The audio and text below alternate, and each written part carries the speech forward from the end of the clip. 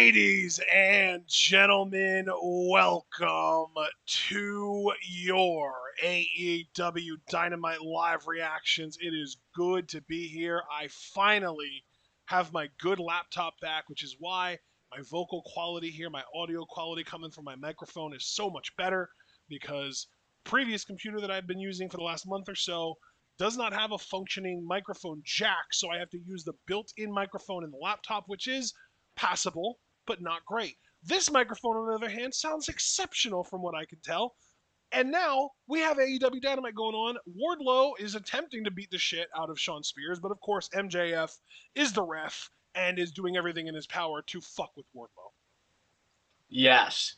I want you to know, bro, that I did switch streams, so that might mess up our syncing just a tad there. I just saw Wardlow throw Shawn Spears onto the cage wall there over the ropes, and now Wardlow just got hot-shotted here.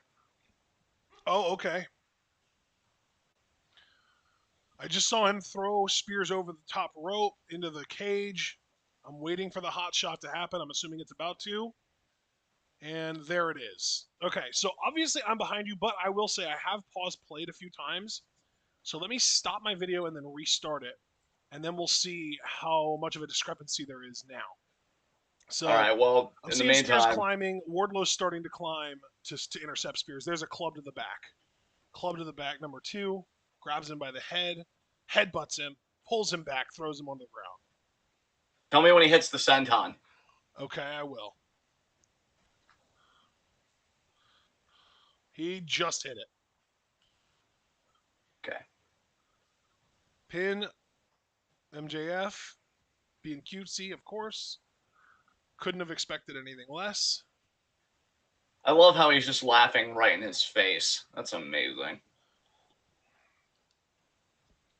Wardlow, though, looking really close to being done with this bullshit.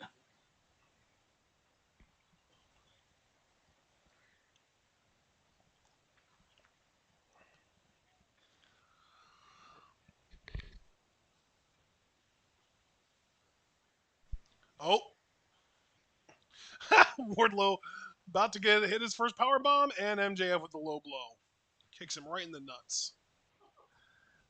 And now Spears is going to hit this DVD, and this is going to be a fast count, I would imagine. 1, 2. Oh, and he kicked out anyway. That was pretty great. That was pretty great. I love that he kicked out of all that. Yeah, I really thought that was going to be the finish. Wardlow would have to find another way to get the match with MJF. But no, I don't think anywhere in the stipulation did it say that he had to win the match. He just had to have it, right? No, I think he has to win. That's the thing. Oh.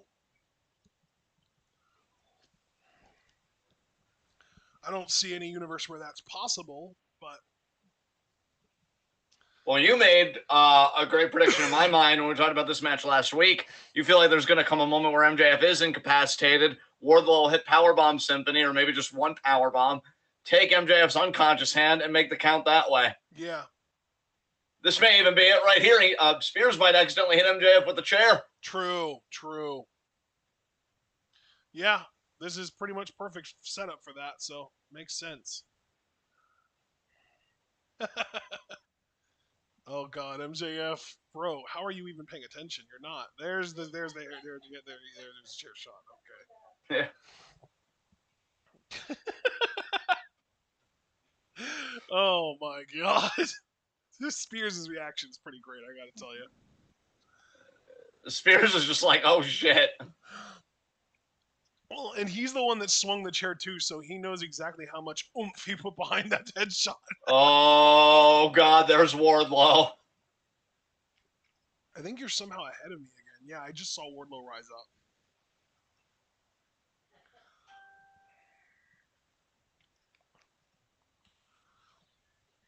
Oh, the straps come down. Spears knows.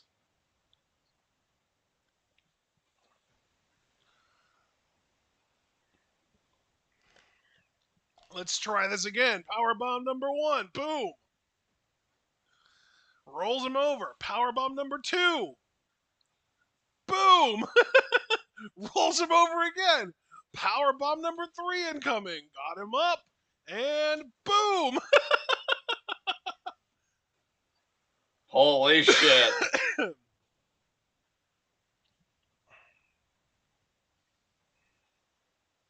We have a new referee. referee. It's Bryce.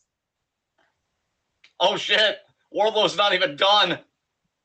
He's going to MJF powerbomb hasn't onto even the moved. chair that he introduced.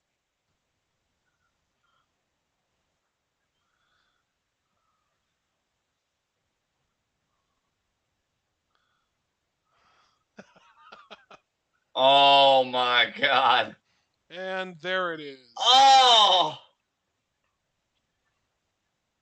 2, 3. There it is. All right. All right. There we go. Oh my god.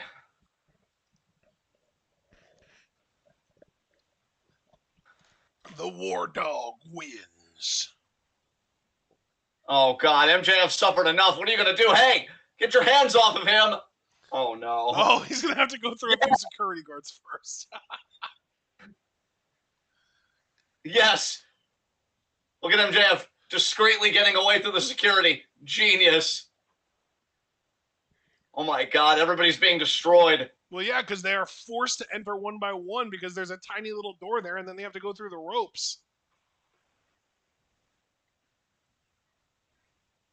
He has to keep adjusting his singlet because it keeps falling down. Oh, Oh my. between the ring and the cage. Holy shit.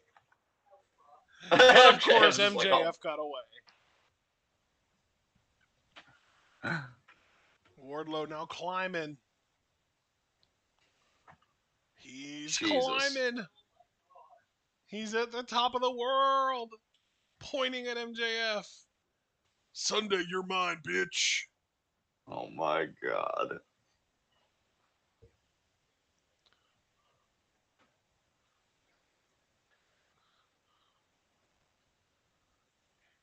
Wardlow is really fired up right now. Oh my god. And remember, if he beats MJF, he gets free from his contract. Yep. So step upon step upon step upon step. But Yep. Wardlow's close to ending the journey.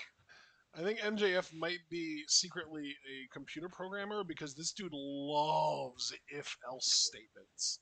Yes.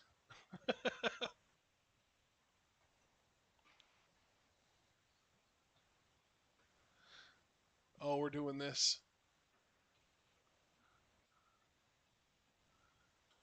Who can make it happen? Oh, we're acknowledging the. Oh, yeah. Yeah, okay. I didn't have my volume on, so I didn't know what was happening when you were like, oh, we're like doing this. And then I'm like, oh, okay. Gotcha. Yeah, that's all good, man. You know, 2 kids from 2 different schools were stopped today from coming into their high schools with guns. One was an AK-47. I don't know what the other one was. An But, AR-15 maybe? Because I think that's what this dude did. The Texas guy. Maybe it was another AR-15. But, you know, either way, we don't have a problem. Everything's totally fine in America. Jesus. Bro, I couldn't have Pokemon cards in school, and these motherfuckers are talking about bringing guns to school and arming teachers. Yeah. Can you imagine? Like, I guarantee you, every single person in this live chat right now, including both of us, the hosts, have had at least one teacher in our lives who, if you give them a gun, it is going to end badly. Oh, my God, yeah. Oh, my God, and not yeah. because they're going to go hero mode and save lives, but because they're going to become the villain and end the life. Bro, people that get paid to be the hero and save lives don't even do it. I know you saw that tweet that I put out about the city. They confronted the kid and it didn't fucking do anything. Well, it didn't fucking do anything, but then the city itself, the city that this happened in, is like so pro-police. They got just under 40% of the city budget and a $500,000 grant. I did see like that, yep. What more do you fucking need? And now, you know, apparently Biden signed an executive order today. You know, I don't know if it's called the George Floyd Act, but it was on the anniversary of George Floyd's death today. And, you know, there are some good things in there. I don't want to act like it's nothing, but as I tweeted, like, it doesn't fundamentally confront that policing is bound up with white supremacy and property class interests. Like, No matter how many body cams you make them wear, no matter how much anti-bias training you make them undergo, which is terrifying that that even has to be a thing because they were previously taught, oh, everybody's an enemy, almost like an enemy combatant, kill, use force, whatever. They don't even say no force, but limit the use of force, which isn't like banning the use of force. It's like, hey, maybe just break one rib instead of three. That's what limiting sounds like to me in Well, liberal dude, he lawmaking about said it on policing. his fucking campaign trail. Shoot him in the leg instead of the heart or the head. Exactly. Oh, and then of course the State of the Union. Oh, we need to be funding the police, but this is the kind of funding they'll get so that they can be better at their job, I guess. It's so fucked. Everything is so fucked. Oh God. Bro, can I also say I can't prove that this is true, but we've got to admit if this whole thing with the executive order that Biden signed has been in the works for a while, imagine if it ever comes out that they intentionally waited until today because of it being George Floyd anniversary thing, and it's like you're a fucking day late at least. You know what I mean? What Yeah, the fuck? Jericho just who was that he fireballed? I have no idea.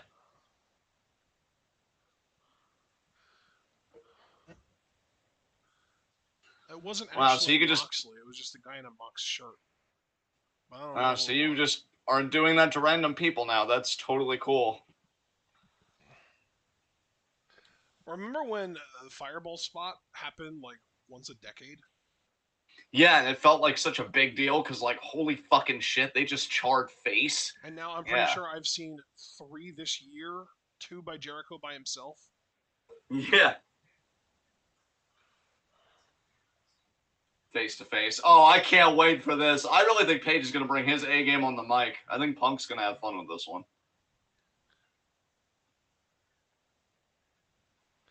This is the 3-year anniversary of AEW's official existence, I believe. Happy anniversary, AEW. Still need a better women's division, but you're actually making pretty quality TV. I don't think they need a better women's division. I think they just need to treat their women's division better. Yeah, that's true. They've Like got the all the parts talent there for is there. part. Yeah, that's the thing. The talent is there. I mean, obviously they could add a few, but like it's they don't have any excuses to not feature who they have. Like their division. It's like it's not a sore excuse for a division anymore. It's legitimate. It's viable. You know. Yeah, there is Punk.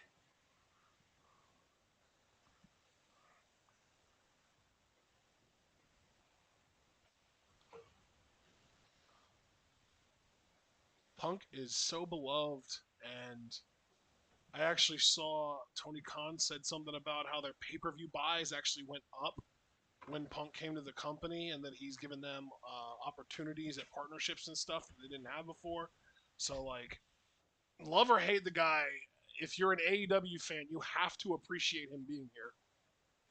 Oh, absolutely. It's got to be vindicating for Punk, too, because I think he always believed in himself to be like that top guy or a guy that can move a company forward. Yeah, And now you kind of see him doing that with AEW, at least if those metrics are anything to go by.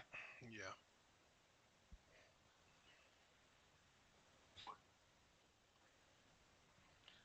Punk chance.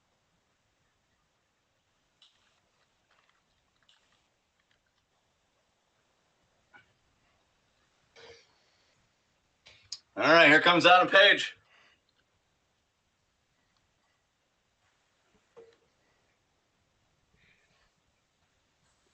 I've been digging Hangman's mic work lately. I got to tell you.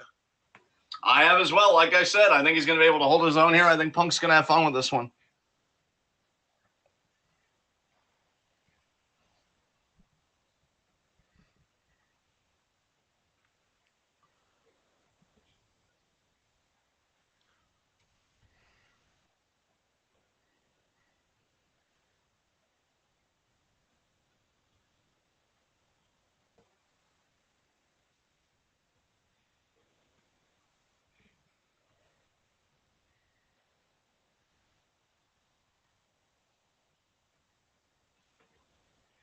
What does that sign say? Summer of Punk.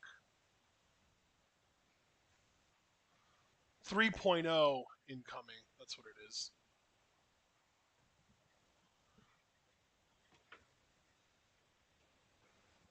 Wow. Dragon Man said, "Give us a pipe bomb, Punk." Well, yeah, the thing is, I think Paige has done a little bit more talking than Punk has, at least like about Punk and about the matchup. So Punk could really unload here. I feel like Punk is going to address the Texas situation too. Like I know that JR and commentary did already, but Punk has been really vocal about it on Twitter.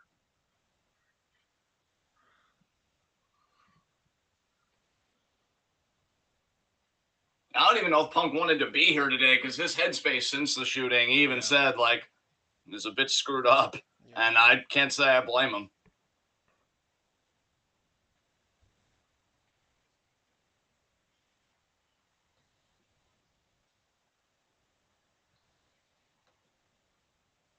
I got a buffer. Shit. You and me both. Yep. Oh well, maybe they were equal because I'm back. No, I'm still going. Oh shit. Yeah.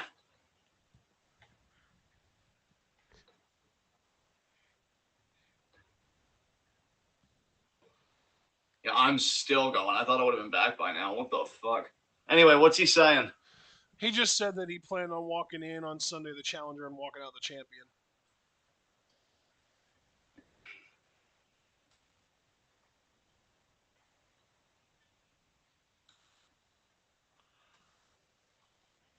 We're over to Hangman now.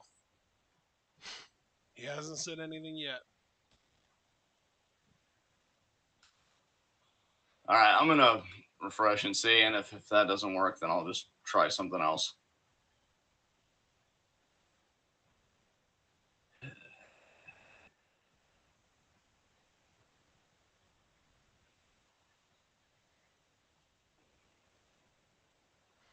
Hangman confident. He's just saying.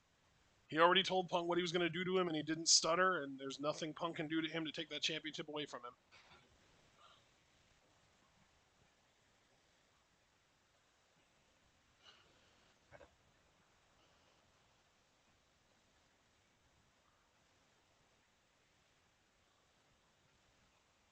God damn it.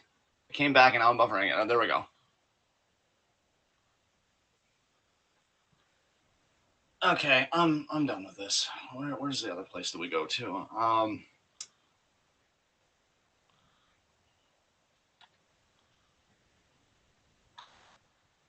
I honestly don't even remember what it is anymore. Yeah, it's kind of bothering me because I feel like I was just on there. Oh, I remember now. Yeah, because this is ridiculous. I don't know if it's whatever, but Oh, I was really baked. looking forward That's to this right. face to face. So, Baked.live. yep, I'm there now.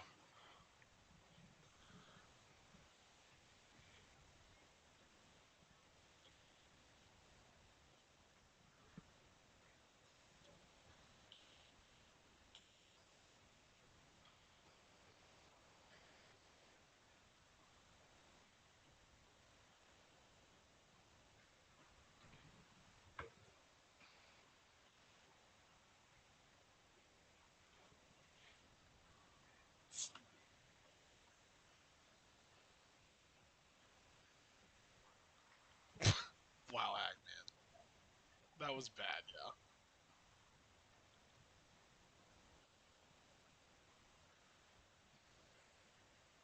You can't do what? I'm missing a lot of context here. I'll tell you then. When we get to a commercial, I'll recap. If that's all right.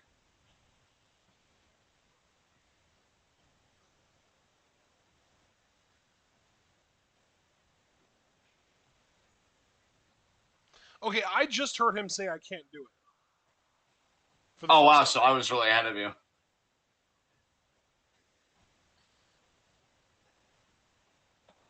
Tell me when Paige says, I don't hate you. Oh, God.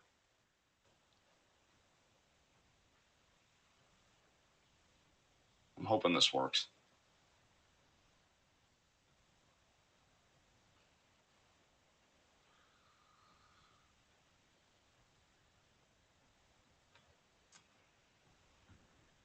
I don't hate you. He just said I almost pity you.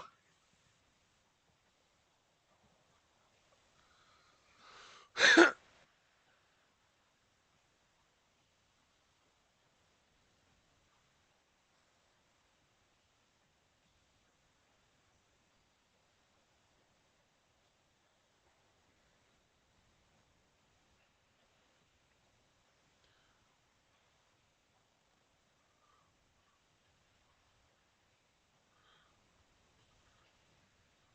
Oh my.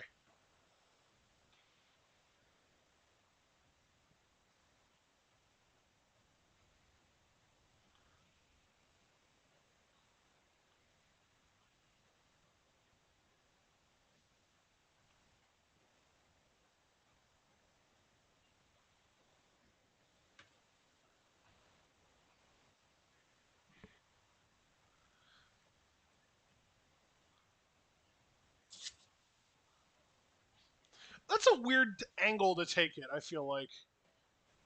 Yeah, this would make so much more sense if Punk was an overt heel in this story, but he's not, Yeah. like, at all. Yeah. Hangman's trying to kind of frame it that way, but it hasn't come off that way at all.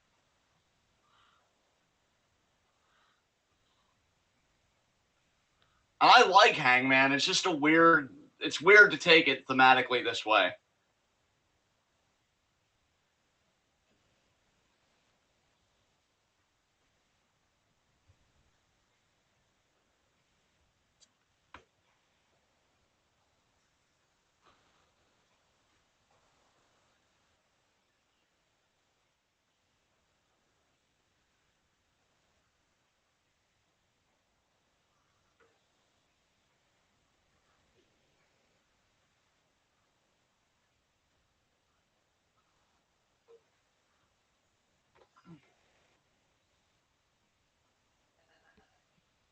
Interesting.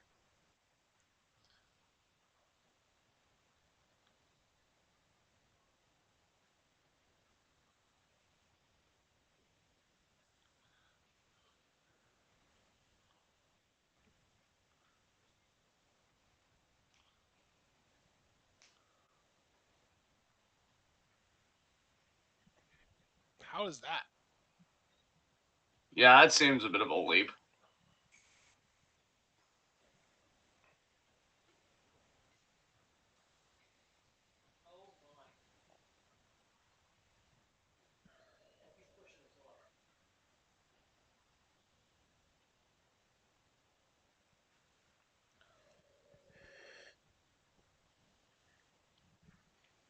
This is weird. Oh, he took the swing. Jesus.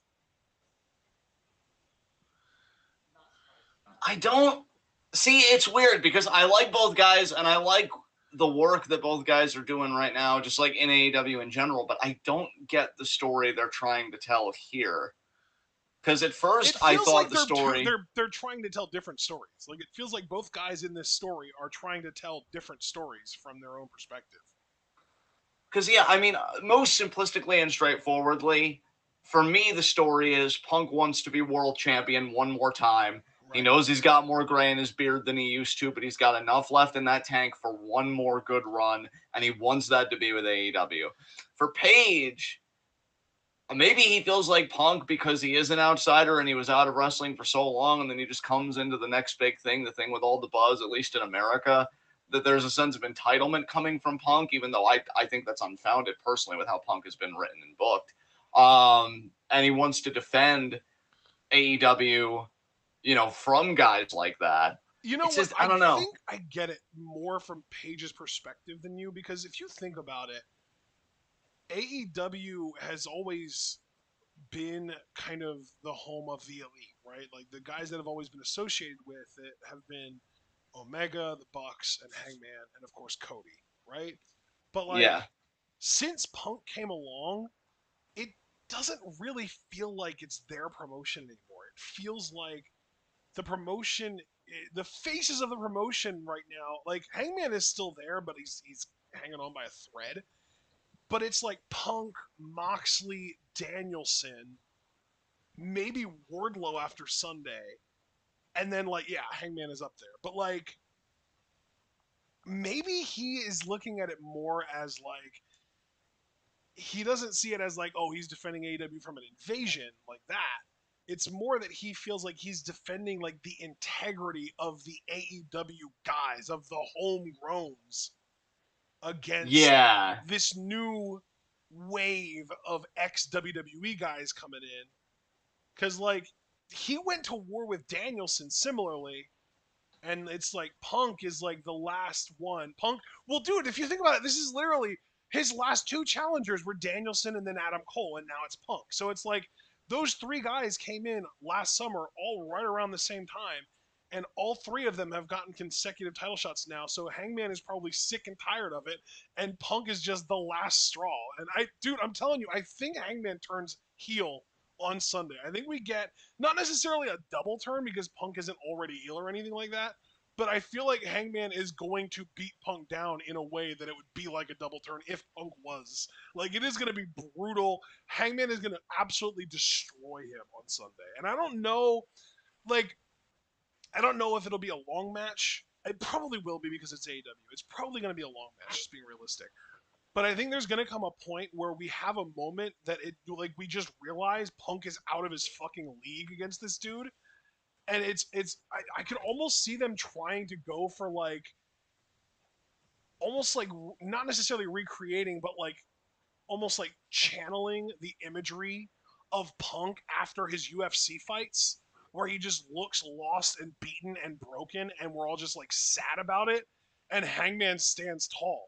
Like I almost feel like that's the direction they're going yeah, with it. Like Hangman is pissed at all these new WWE guys coming in, getting shots ahead of AEW originals, and because like I said, the last three guys that he's going to have had challenge for his title after Sunday are going to be Punk, Cole, Danielson.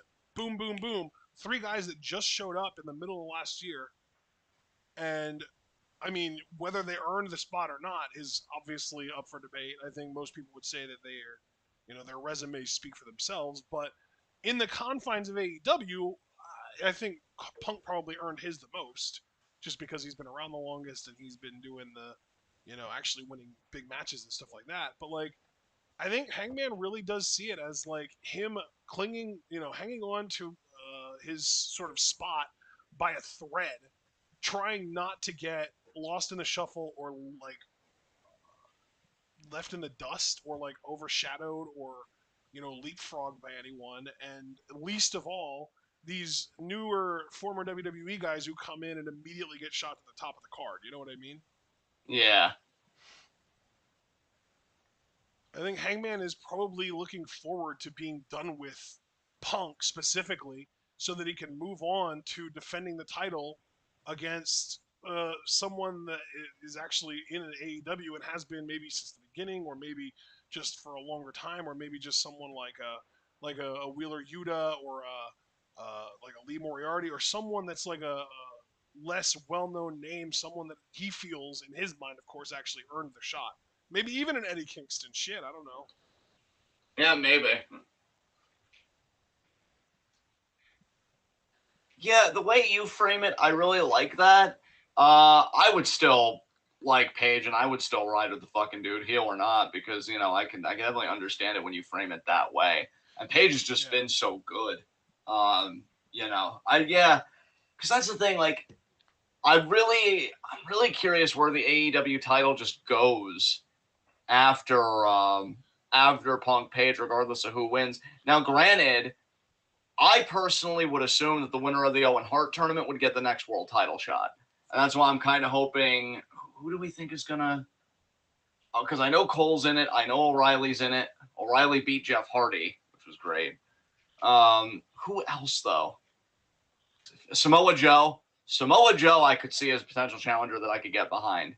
That would be fun. O'Reilly would be really interesting, but I don't I'm know. ready for Like, O'Reilly to win the Owen Hart tournament. who was it? Was Joe, Cole, and I think O'Reilly's facing Joe, but who's Cole facing? That's what I forget. It's not Phoenix, Hardy. right? Or is it Hardy. Phoenix? It is. I thought Didn't that Hardy. match already No, happen? Yeah, and Cole beat Hardy, I Well, then thought. So, Cole's in the finals. He's facing the winner of O'Reilly Joe. oh wow. So is O'Reilly Joe happen? O'Reilly Joe has to happen Should be. tonight, right? Or is that Yeah, happening? it's either tonight or on Friday. Yeah. Yeah. Damn. That's right, because O'Reilly already beat Phoenix. Man, I wish Phoenix is in the finals of this. That'd be so cool. But Death Triangle's doing really cool stuff. So Yeah, I think we're getting that match, Death Triangle versus House of Black on Double or Nothing on Sunday. yes. Dude, the card is fucking insane, honestly. Yeah, like I said, we're gonna be there till maybe even 12:30. It's gonna be nuts. See, now Craig brings the facts, and I actually love this.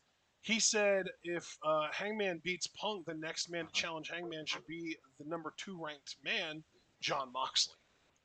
And that's perfect because that also kind of does continue the narrative of Hangman Page trying to fight off all these former WWE guys from winning the world title. Even though obviously, Moxley and Jericho have both already held it, I feel like maybe there's a part of Hangman that feels like ever since Kenny won it in the first place, he has to keep it on the dudes that founded the place rather than letting any WWE guys win it. Because, like, if you think about it, Hangman's on Twitter. He's active on Twitter. The dude knows about social media. He's active. He's pretty good at social media, I would say. And like, that he sees all the people talking about, oh, another WWE guy coming to AEW. Oh, there's another woman from WWE coming to like it's constant, right? And like it's a good thing in our mind because we're getting a lot of our former favorites that were misused by WWE in a company that we're hoping uses them better, right? But Right. there are a lot of people on Twitter who will take shots at AEW for that reason.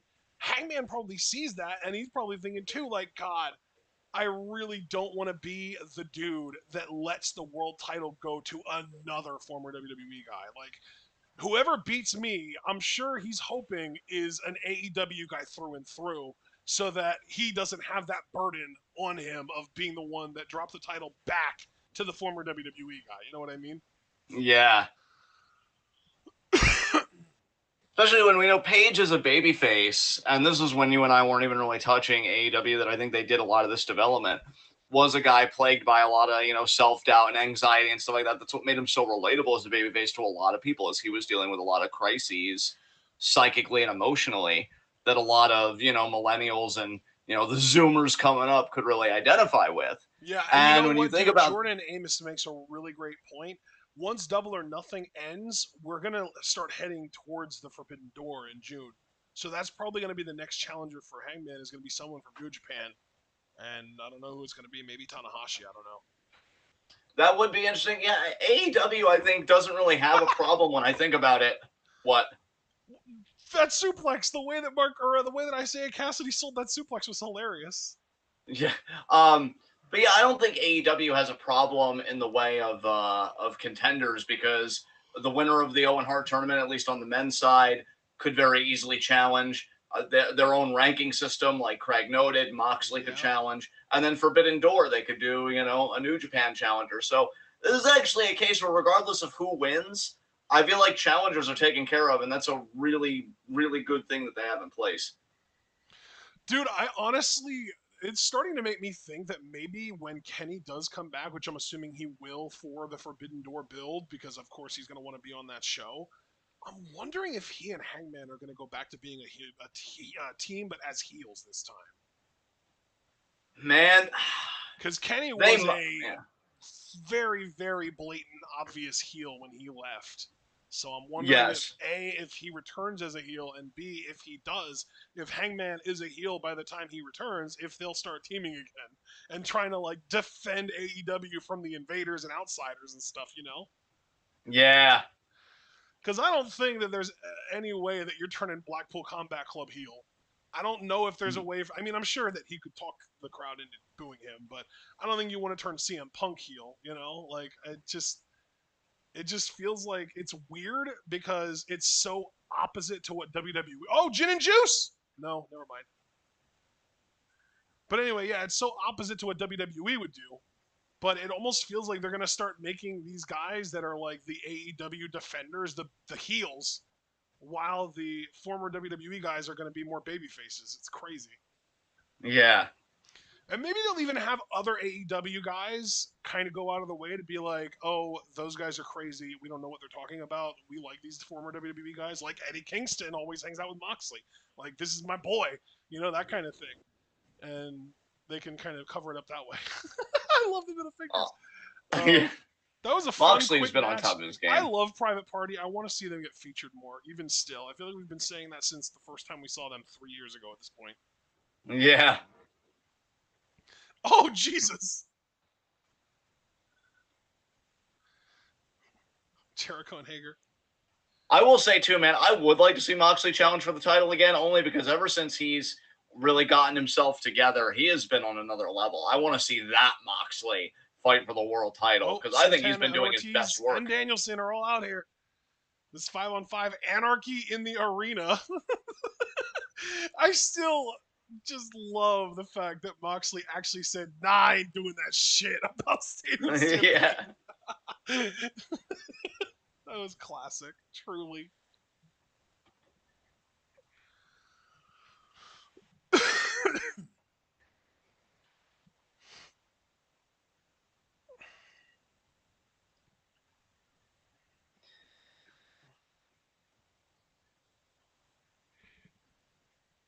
Wow.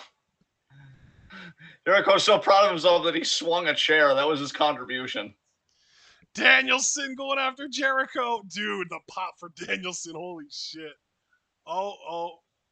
Jericho going after the knee. Yep. Abel wants to know why Jericho didn't summon a fireball for that brawl. I don't know, Abel.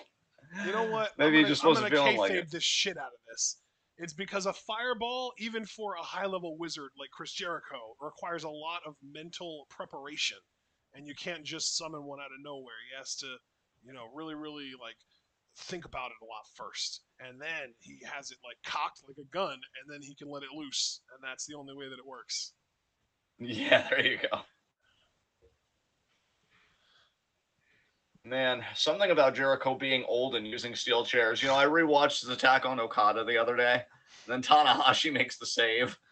Hey, Tana. Hey, Bakahashi. God damn it.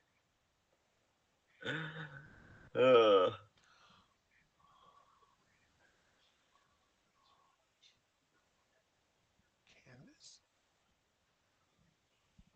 And we're at a commercial. Advert. I'd say the show so far has been solid. Yeah, I've had fun with it for sure.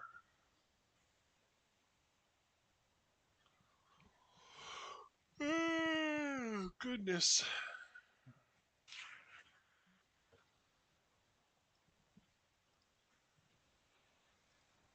Oh, I know we're getting that triple threat tonight too. Jungle Boy, I think against Ricky Starks versus I want to say Swerve. Yeah. Yeah. Is that tonight? Yeah. Shit. It should be anyway. God damn.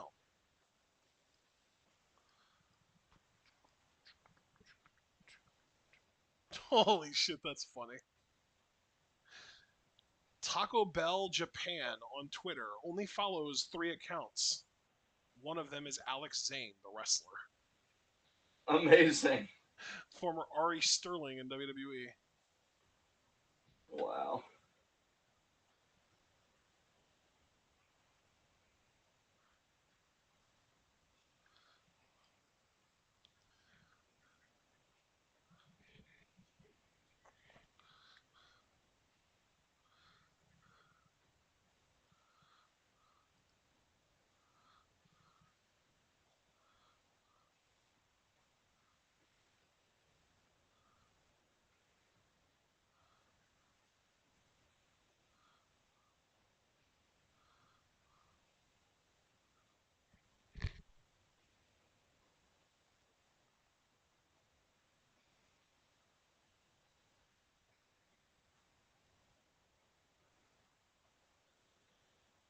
I wonder what will be coming up next on this show. I don't think AEW advertised what the next segment would be. What'd you say, John? I said, I wonder what the next segment will be. I don't think AEW ever announced what it would be. No, I didn't see an up next. I agree with you. I don't think they did that.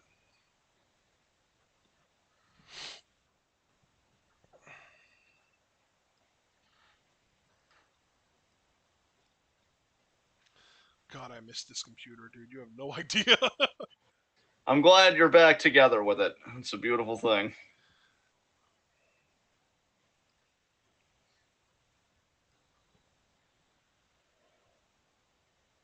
Ty Conti keeps saying she wants to wrestle Julia.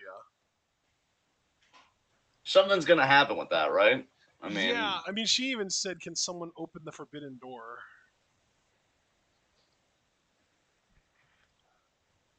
well, we'll see what happens.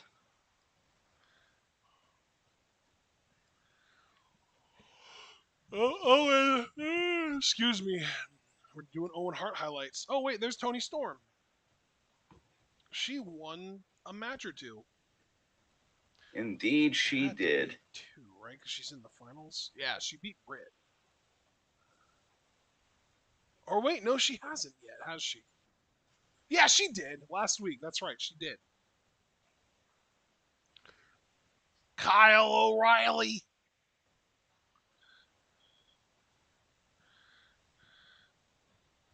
Wait, has Tony Storm versus Britt Baker happened, or am I losing my mind? No, that hasn't happened yet. What the fuck? I am losing my mind. Out of coal, baby.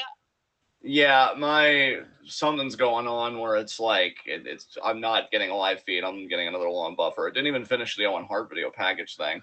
Oh So my. Well, let me look around again. Roppongi Vice are making their way out now. Rocky Romero and Beretta. I blame Rocky Romero for this. Well, I see Rocky Romero now, and there's Trent Beretta.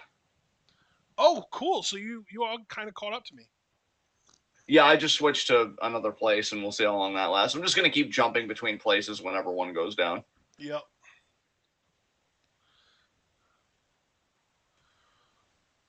No, Javaris, doesn't Tony face? Wait, I'm confused. I thought that Tony faced Britt in the semifinals, and that the actual finals didn't take place until Sunday. So Tony That Britt should happen either tonight or on Friday. And then the other one, I believe, is Ruby versus Statlander, right? that is correct. Yeah. Yeah. Top guys. So we're getting Trent Beretta. This is a weird match because I thought they were trying to establish FTR as baby faces, but I mean, Roppongi Vice are beloved as hell. I mean, I will say, Dax said, I think it was Dax anyway, that he's lost a lot of money in Vegas in blackjack, and he doesn't want to lose the gold with it tonight, so he's looking for a successful title defense here. Wait, Should be a which fun titles matchup. are they defending? The AAA or the ROH? I believe the ROH tag titles. Oh, okay.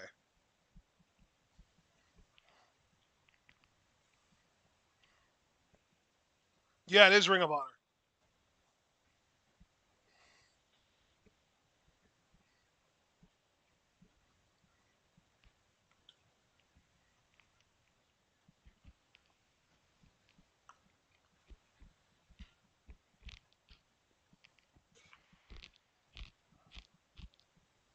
All right. Cool beans. Yeah. There's the bell.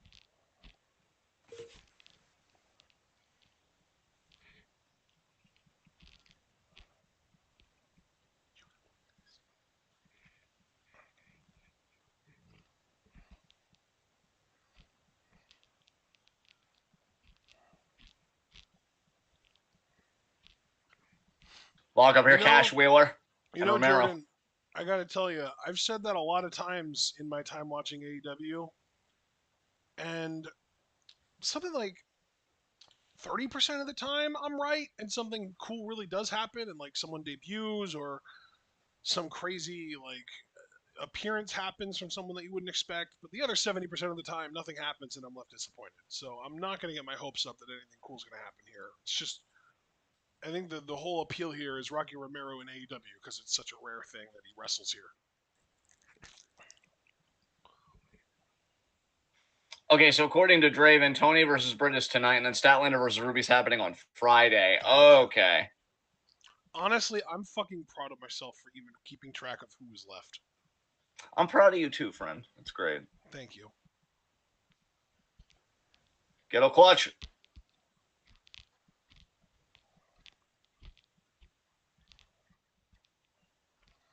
Thunder Rose is gonna But get a promo. oh, what's that? Who's that? Huh? I thought you asked. You know who else is gonna get a promo or something? I don't know. I was a bit Oh, confused. no, you must have not heard the first couple words I said. I said Thunder Rosa is going to get another promo. Oh, okay. That makes a lot more sense. Yeah, I'm really excited for her versus Deeb on Sunday. Yeah, I think that's definitely one of the matches I'm most looking forward to, which is a really, really nice thing to be able to say about a women's match in AEW because, again, they don't do the best job of highlighting their most talented women. But I think Serena Deeb is definitely one of the best, if not the best, in ring wrestler, in ring performer on the roster. And Thunder Rosa is no slouch whatsoever. She's great. No, she is not.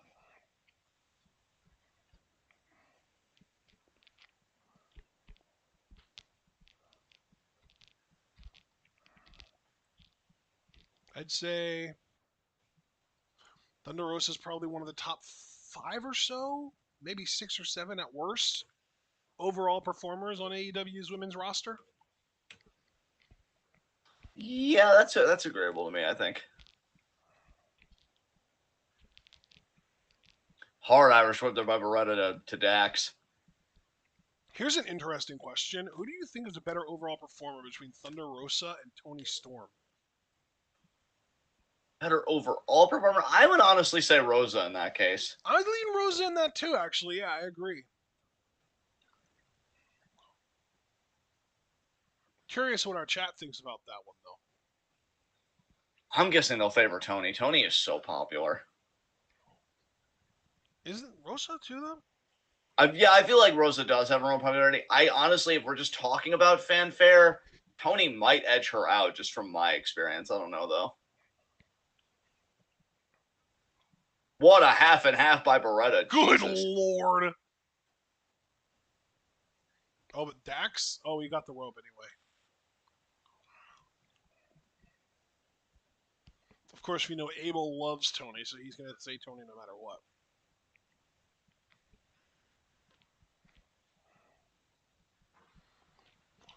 You know, I got to tell you, as a guy who doesn't drink alcohol and has literally no skin in the game whatsoever, I've always preferred Coors as far as advertisement campaigns go to Bud Light. And you already know that I'm a Modelo man myself. Well, Mainly because I'm a simp for Lucha Underground, but yeah, I was you going know. to say, just because they had their partnership with Lucha Underground, I got to agree with you there, but going over the last couple decades, because of course, you know, I've been at least somewhat aware of commercials existing for like, what, 27 years now, probably? 26, something like that. Yeah.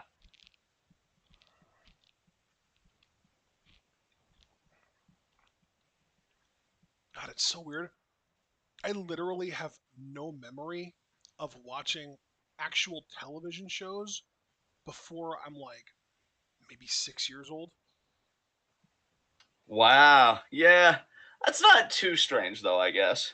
Because, like, the only stuff that I remember watching from before then is like VHS tapes of Barney and Winnie the Pooh and like other like kids stuff, like We Sing in Sillyville and shit like that. You know what I mean? Right. But like actual TV, I straight up don't remember watching until Power Rangers, which is I believe was '96, so that would be when I was 6 years old.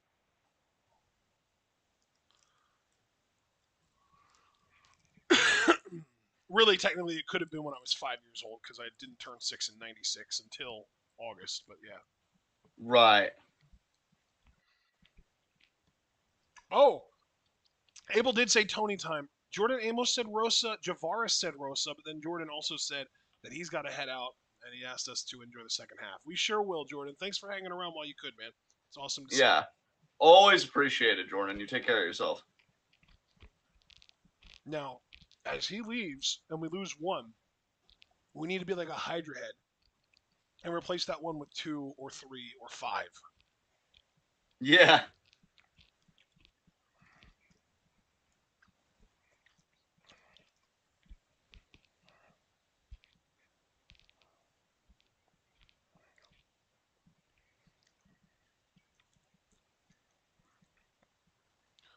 Nice back suplex there by Cash.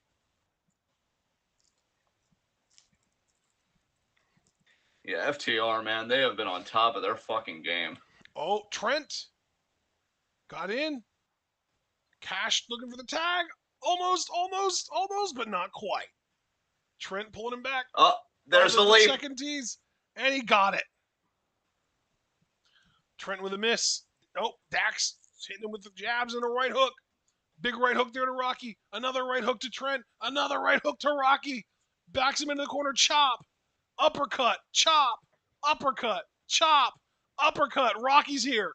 Oh, that was another Shot right to the hook to face. Rocky. Jesus. Oh, Irish whip reversed by. Oh my God, that's the old Bret Hart turnbuckle bump. And now Beretta able to compose himself.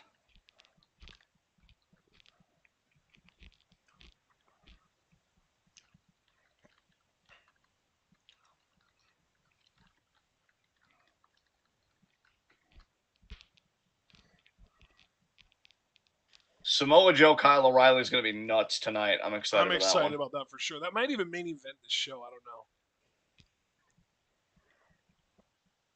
Obviously, it depends on if we have another fucking TNT title match tonight. I feel like those have been happening like every single week for the last month or two. I don't think that's happening tonight. Oh. Nice German there by Dax. Impeccable. Oh, with Great the double stomp, though. by Rocky, though. And now Trent is in the corner, and there's the tag. Rocky now legal.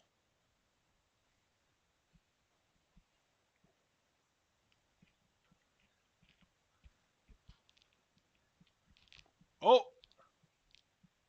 Swing and a miss. Another tag. Inverted atomic.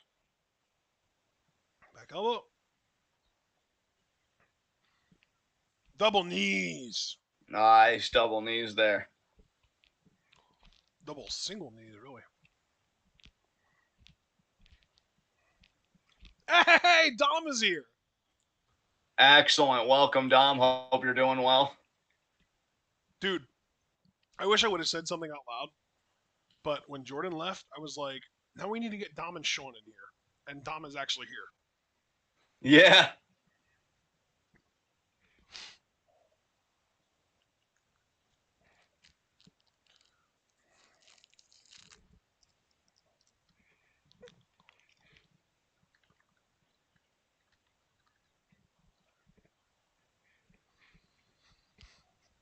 Crunchy?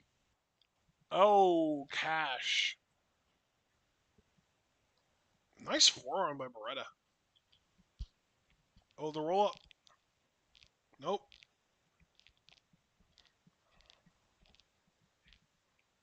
Up. Nope. 2. Kick out. Trent with a beautiful victory roll. 1, 2. Look at Rocky, bro. Like he's just like, I'm just gonna hang out here. He's out for the count, yeah. Oh, Crunchy!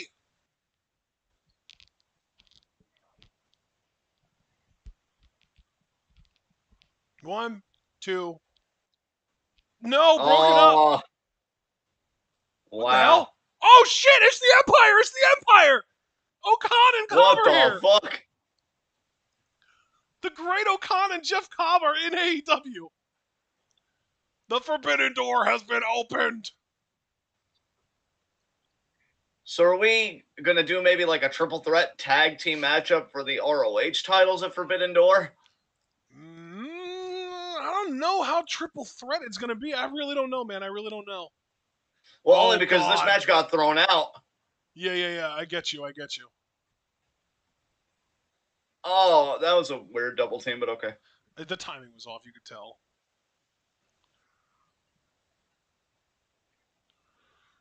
Oh, we got a tour of the islands. Fuck yeah! Oh my girth. You deserve it, Rocky.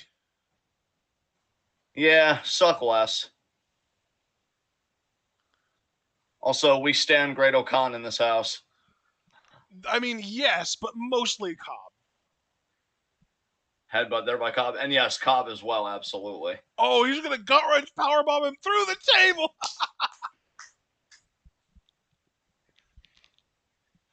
Happy wheezing mustache. And now they're getting a table set up. Jordan was right. He said something's got to happen here, and he nailed it. Well, I wish he was here to see this. Oh God, Trent's gonna get slammed. Beautiful.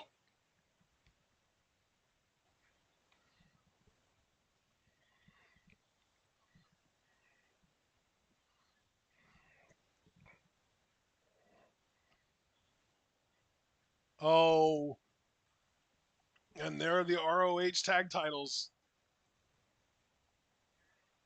And they look good with them. I'll give them that much. Can they take them, though, is another question. That was cool. That's cool to see them, just straight up. That was a little bit of an injection. Wait, is that Caprice Coleman? I don't know.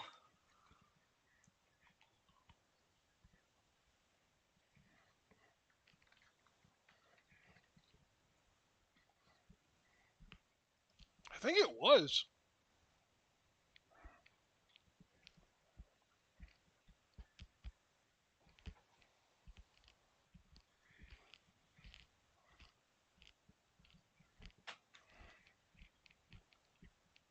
Oh man. This is one of the very few matches happening at Double or Nothing that I just do not give a shit about. Yeah, it's unfortunate. This would have happened even 10 years ago. I probably would have been open to it, but I don't care. 10 years ago, this would have been fire.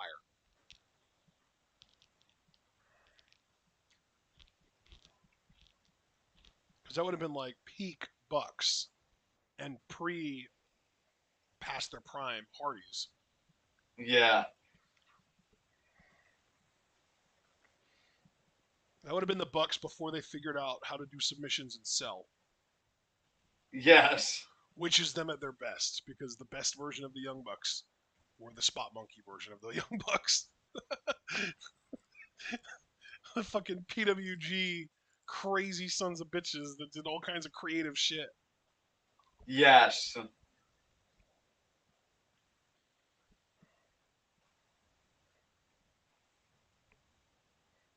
In our overprime. Listen, old deluxe, maybe settle down there for a minute. Shut your face hole.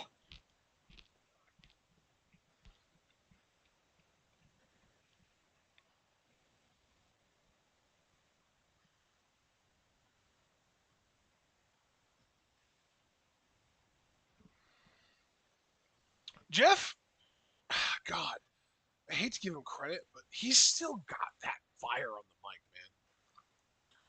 the mic, man. I guess.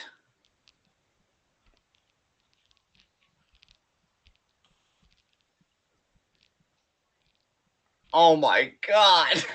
I kind of want to put this promo as a candidate for funniest moment of the year. They're really trying to sell themselves and pump their chests out, but I just don't believe them. Matt Hardy literally just said we're middle-aged and extreme. What the fuck is happening?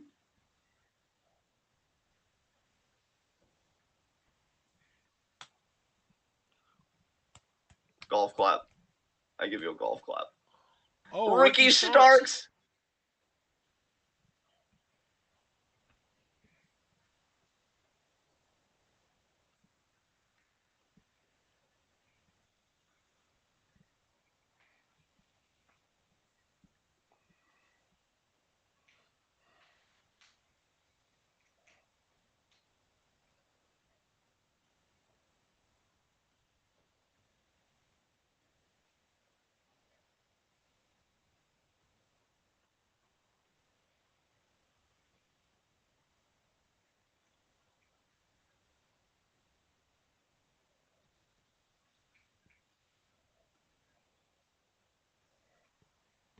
Oh shit! Here comes Swerve.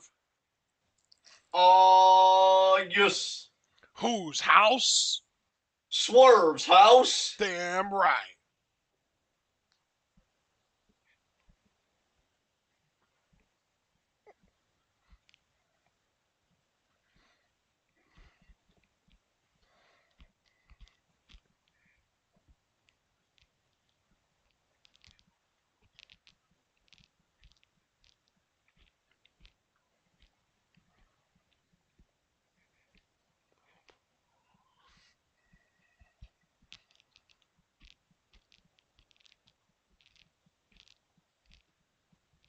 Man, And Jungle here Boy comes is the Jungle Boy. over.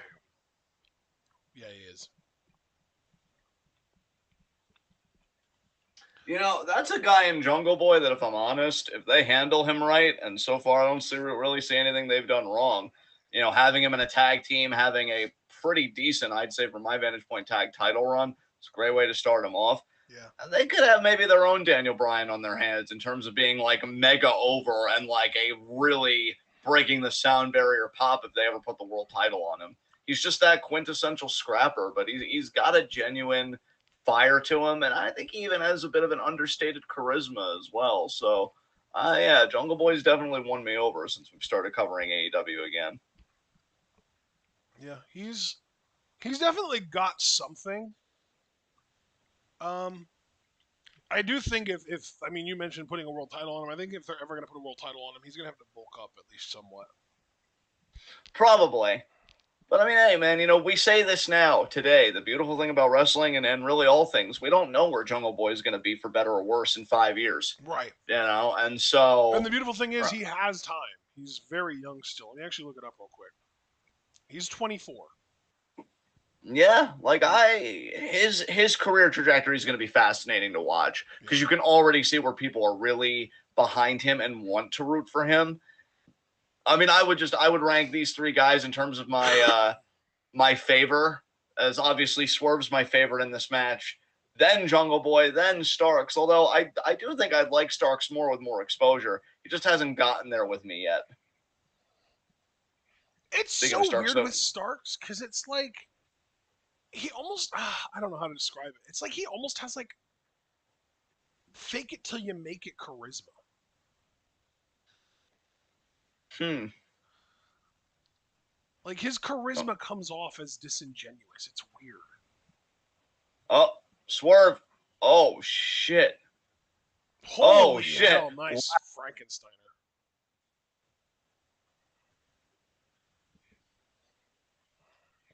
I don't know. I don't know how to put a finger on it with Starks. It's like there's something there, but I don't know. It's weird. I think you and Yeah, I like feel pretty similarly about him. yeah, because like I look at Starks, right, and he's got your typical look, which isn't to say it's a bad look, but you know, That was I think cool. it's yeah, And I think he nice. is a genuinely good worker too. Yes.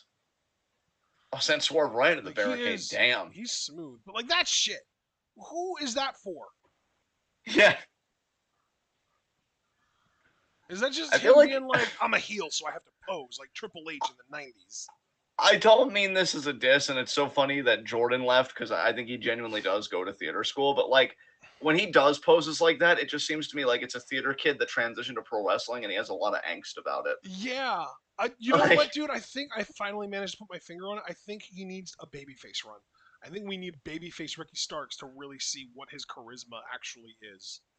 yeah, I'd be down with that. Team Taz can't last forever, so Yeah.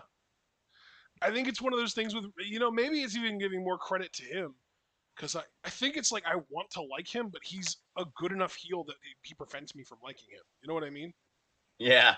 Is he thrusting right now? He was, yes. Okay. He was bouncing Jungle Boy up and down like a child. Yeah. Hence I the mean, boy, he I is. guess. Yeah, he is diminutive. So and now Swerve through the ropes there.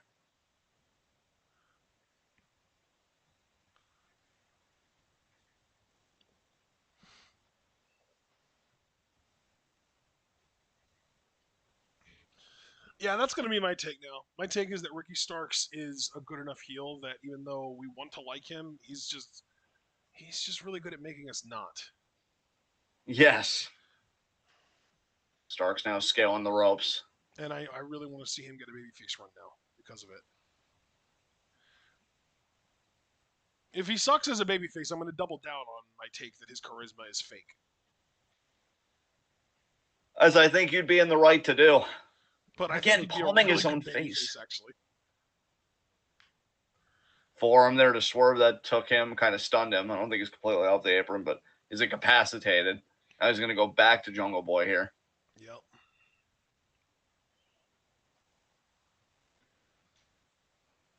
Damn, did you see that woman on the broom? I guess witch. Did you see that witch in that Red Bull commercial? I did. I tabbed out for a moment, but I did see her before I tabbed out. Swerve there from behind. Javaris, what are you disagreeing with? Curious. He said, I respectfully disagree, Ashton. I'm wondering what about. If he begged to disagree, then it's really serious. But yeah, we'll have to Thankfully, it see. was respectful. That's what really matters here.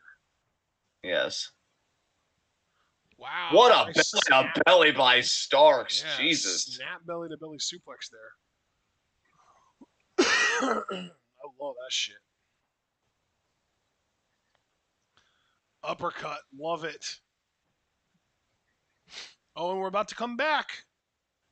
Just in time for Swerve to be on offense. Yeah.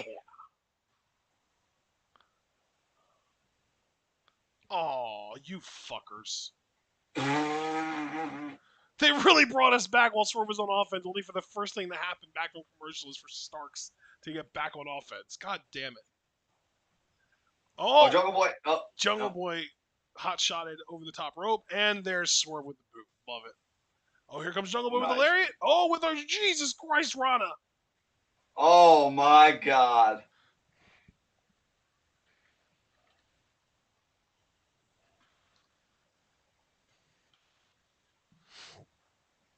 Oh, wow. What a forearm to the back of the head.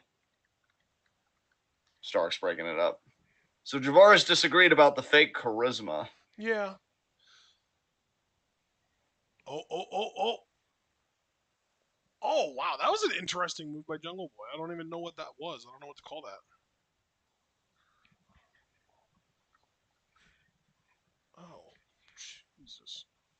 Jungle Boy trying to figure out what to do next here. Have I ever told you about our haunted fan? No. Actually, yes, you have, actually. Yeah, our ceiling fan in our living room randomly will do stuff without us using the remote to tell it to do stuff. Like, it'll increase or decrease in speed or even reverse direction, or the light will turn off and on randomly without us actually making it do that with our remote. So, yeah, it's haunted. Yeah. Oh, Stark's getting in on this.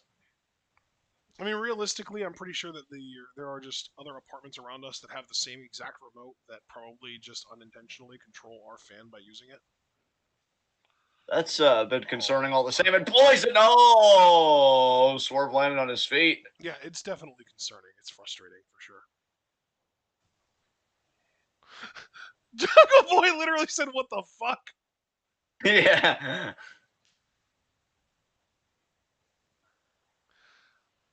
Oh, and of course, Stark. Oh, Ricky Stark's interrupting. A nice super kick by Swerve.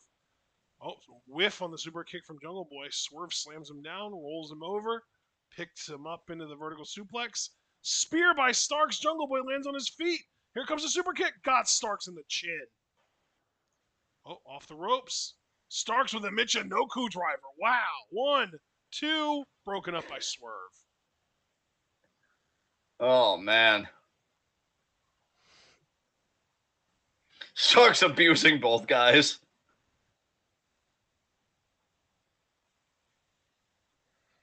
Oh, Starks might be thinking Rochambeau here. Maybe. He's going to try for it. Nope. Swerve got him up. Elbow, elbow. Half. Nelson. Smacking that back. Oh my Oh, god. Starks are still Nice defensive. arm drag by Starks. Uppercut by Swerve, though. Oh, Starks held on. Swerve breaks it up. Oh, eye poke. Aubrey's like, hey, that's not okay. That's illegal. This isn't. Rochambeau. Oh, oh, oh. Here comes Jungle Jungle Boy, Boy. though, into the cross-legged STF. STS! The cross-legged STS on Starks. Damn. That's a tough one to escape from. Yeah, and the ring positioning definitely favors Jungle Boy, but Starks is pulling himself there. He's close already. He's right there. There it is. Oh, but Jungle Boy pulling him back. Holy shit. Crossing them legs again, going right back into it. Now it is a face line. No, we're back into the sleeper. Holy shit. Jungle Boy's about to retain. Oh, there's Swerve. Holy shit. He's going to hit that big kick on Starks and win that way. Oh, he's going to hit a Swerve stomp on Starks. Holy shit. Yeah. Oh, my God. Oh my God. 1, 2, 3. Yes. And here's Hobbs to assault him. Where's Keith? We need Keith. Pounce him. He lariated Oh him. my God.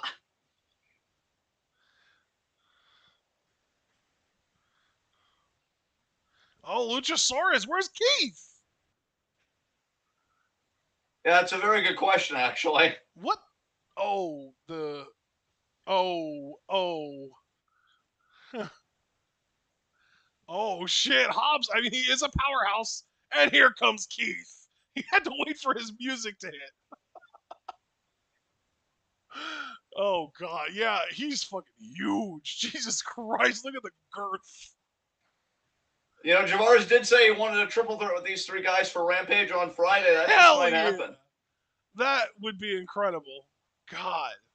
I love Jungle Boy, or I'm sorry, I love Luchasaurus, and you already know that, but swap him out for Dijak, and oh my God. Absolutely. Oh, forearms. Tail whip. Tail Holy whip. Shit. Keith? Keith did something. Keith's going to dive, dude. Keith's going to dive. He's going to tope.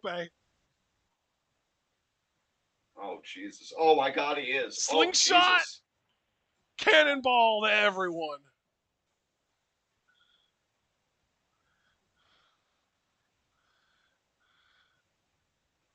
He just gets up laughing. I love it. And him and Swerve get to stand tall because Swerve won the damn match. Hell yeah. Love it. Love it. Here's the thing. If you're a Swerve fan, I don't know what this means for their chances to actually win the tag titles on Sunday. But if they don't, Swerve could still be involved with Team Taz because he just pinned Ricky Starks, who's the FTW champion. True. And even if that is one of those, oh, we just carry it around to look good kind of things, he did defend it against Jungle Boy recently. No reason why he can't defend it against Swerve. See, this right here is the core of my biggest gripe with AEW is that they give this motherfucker time to talk on every single fucking show when there are other talents that are sitting in the back or getting relegated to darker elevation that could be getting this time that aren't instead of fucking Lambert's old ass. Yeah. Nobody asked for him. Nobody.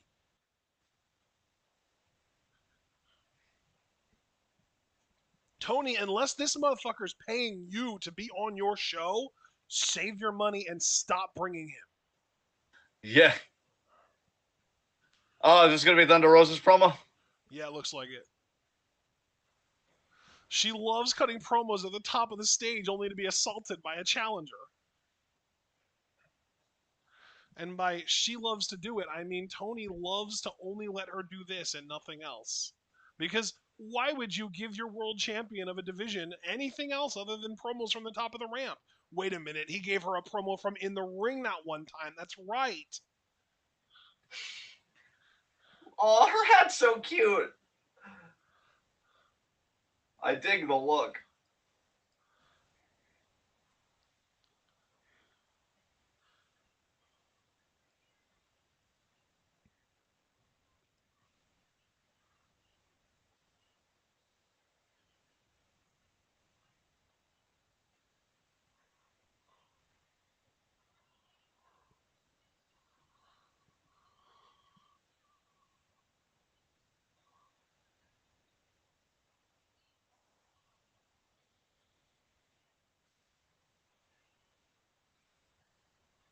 My queen.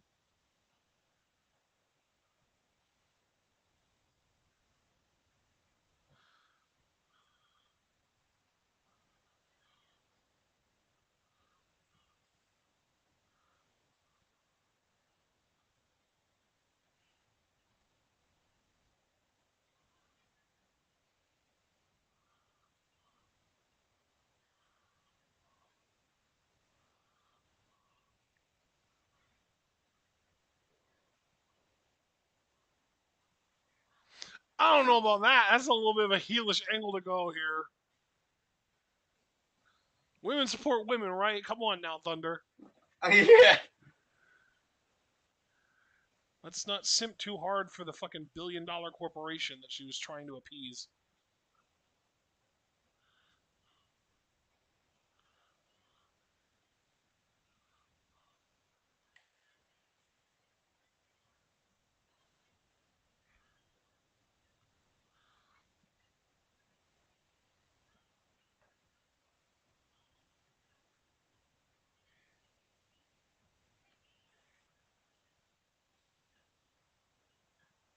Yeah!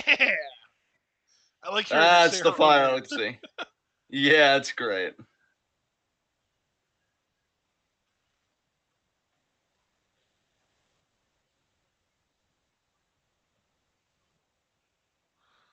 Haunt? Did she say haunt? She's gonna haunt her? Yes. Nice. Were they playing music when she said those last couple lines? Yeah, it was like they were trying to play her off. How dare you? She's the What the women's champion. fuck? Jesus Christ. Good lord, AEW. Manage your fucking time better. I guess that goes back to the Dan Lambert point. If they would have just cut his time, Rosa could have done a full, complete promo without Yeah, interruption. yeah. Dan Lambert didn't get played off because he went too long. What the hell? Jesus Christ. She's your women's fucking champion, for fuck's sakes. Abel, why Thunder Rosa is so angry? I don't know. She got Wouldn't you assaulted be? last week. Wouldn't you be? I mean, come on. Uh, yeah, Javaris, like, what was it that I heard recently? Something about Hikaru Shida and her booking in AEW and her like no longer being involved in this tournament and everything. Some people were trying to blame Britt for that. Now I won't go that far. I will say though, it feels bad that like, and I know Rampage isn't like a bad show. I actually quite like Rampage. I know we both do because it's an hour. It's concise pro wrestling. It's fills you up without exhausting you. But perceptually, Dynamite's the big show. And I feel really bad that Britt and Tony, which should be like an okay match, they're getting the Dynamite slot, whereas Ruby and Statlander, who I think on the whole are the better workers or have the better workers in that matchup than the Britt Tony matchup, they get the Rampage slot.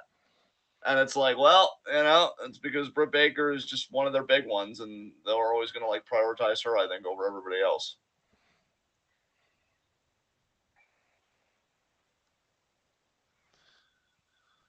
Hey, but why did they play her music before she was finished? 3 crying emojis. I don't know, son. This company, it's got a lot of strong Because points, but it needs to according sort to some shit out. Tony Khan, she was finished. Yeah. Jesus Christ. I feel like I recognize her. Was she in one of the American Pie movies? Like one of the later ones, like one of the ones without the original cast. We're probably seeing different ads, so I don't know. Oh, I saw one for My Dough, helping kids learn, earn, and spend smart. All right. You know what? We need a phone app that teaches kids how to be better capitalists. God, I hate everything that exists to try and help people better survive the system rather than just dismantle the system, because just the idea of survival is fucking insane to me. Like, but then again, you see that logic repeated all the way down because, mass shootings is back front and center in the public discourse after not even really that long, because they just keep happening and they've been an epidemic for years. You know, rather than talking about any gun control, which I've said repeatedly as a leftist, the only kind of gun control discourse that interests me is if you're going to do it, you do it from top to bottom. So, like, military and police also have their guns regulated. Oh, Um, yeah. like, big time, because fuck U.S. Red imperialism and fuck domestic Velvet. terrorism. Oh, we're back. Okay. Wow, the eye roll. The eye roll by Red Velvet. Yeah, Tony, stop being such a fucking dunce. Where's Jade to tell him to cut the shit? There's Ruby.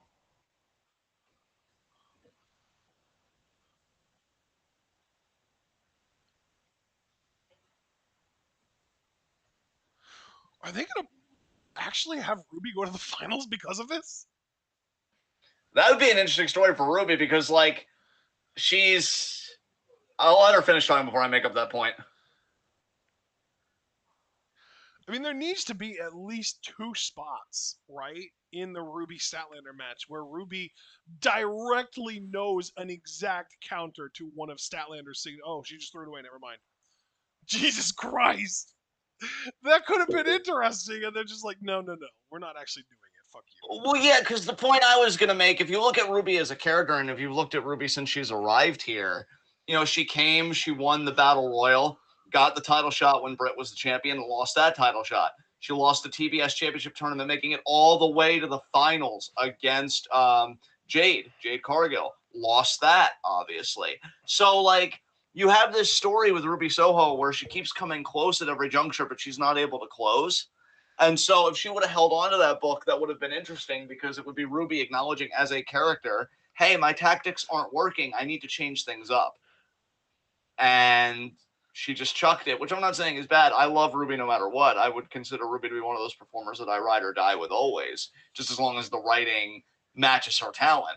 Because that was exactly my problem in WWE, was I think they grossly underutilized her. I'd like to see Ruby get to the finals of this thing. I really would. Nothing against Statlander. I like her too. But, personally, I'd love to see Ruby win this and get another shot at the title. Okay, 3 things. First of all, I don't know if you noticed, but Britt just had Jamie and Rebel not follow her down the ringside. She had them stay in the back. Okay. Second of all, it looked like Jamie had a haircut or she was just wearing it in a different style that looked like a haircut. Either way, it looked very interesting, and I want to see more pictures of her with her hair the way it was tonight. Third of all, this is completely unrelated to AEW, but it's fucking hilarious. I just saw a video of Suzuki trying to bully Kenta in the early 2000s, refusing to let him snapmare him, and Kenta kicked the shit out of him and put him down that way. Damn. God, I feel like Kenta coming up through the fucking business, it was like the wild, wild west for that kid. Like, 1 week Suzuki's refusing to let you snapmare him.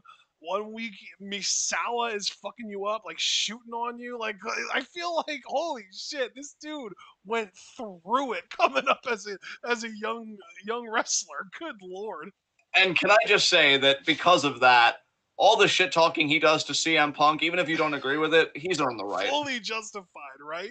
Like, Yeah, dude, he's earned the that's right. a perfect example. Actually, the first time he used the GTS, Misawa fucking kicked out of it. Yeah, if I'm Kenta, after all the bullshit I've dealt with in my career, if I'm gonna talk some shit, anybody tells me no can fucking get it, as far as I'm concerned. He fucking debuts the GTS. And Misawa's like, oh, that don't work for me, brother. Yeah. God damn it, Misawa. Jesus Christ. Oh my god. There is a match going on. It's Tony and Britt. Oh my god. That's so fucking funny. Man, Kenta really went through it. Christ. It Almost almost, makes me happy to see him put other people through it now in I know, hindsight. it Like, low key almost reminds me of Miyu Amasaki in Stardom right now with how she has that awesome like double underhook pile driver that she does that literally beats nobody. yeah. It's like, guys, I invented this really cool move. Do I get to win now? No. Yeah. Oh, that's really good for a near fall. Come back to us in a year. Maybe then we'll let you start winning with it. But by then, I will have been using it for a year and everyone will have kicked out of it. Yeah, well, storyline, maybe you just got better at it. Yeah. Maybe you do it twice, and that's the finish. Oh, God, can you imagine?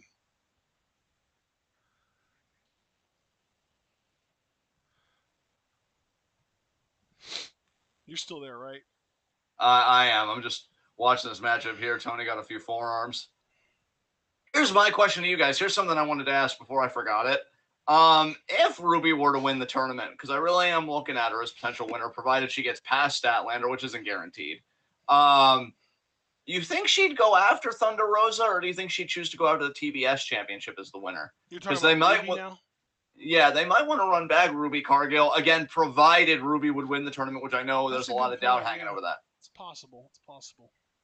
Because, I mean, Ruby and Jade already have the history, so you could just go back to that. And I feel like that's easier just to build upon. Yeah. Whereas with Thunder and Ruby, you'd have to build something from scratch, which, of course, obviously has its attractiveness to it on that basis. But AEW just may be like, no, no.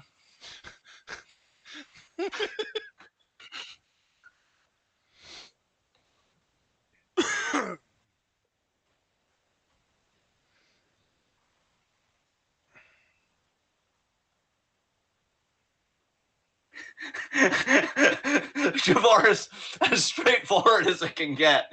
Kenta, hey Misawa-san, I have a new finisher. Can you put it over? Misawa, nah. God damn it. I mean, it's so real, though.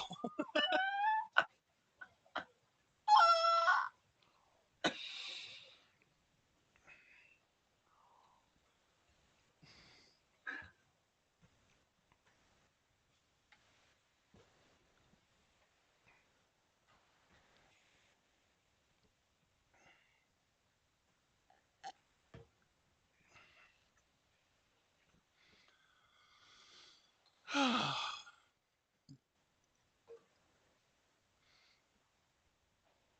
that was fun.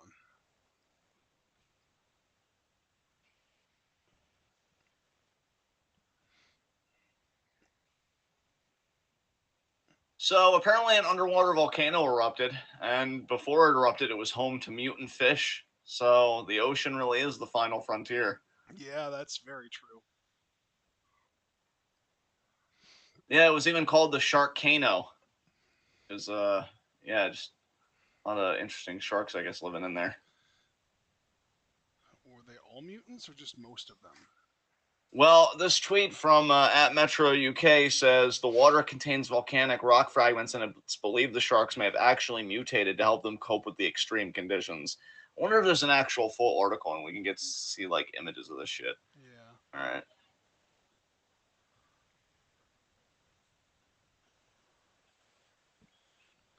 Oh, there's actually a 45-second video that I think recorded life around the volcano. Let me just look at this real quick.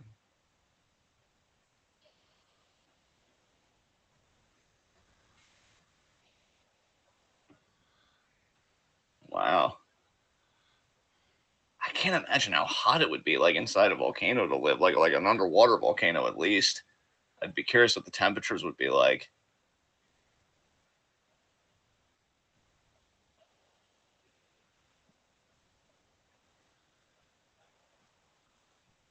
Oh, interesting.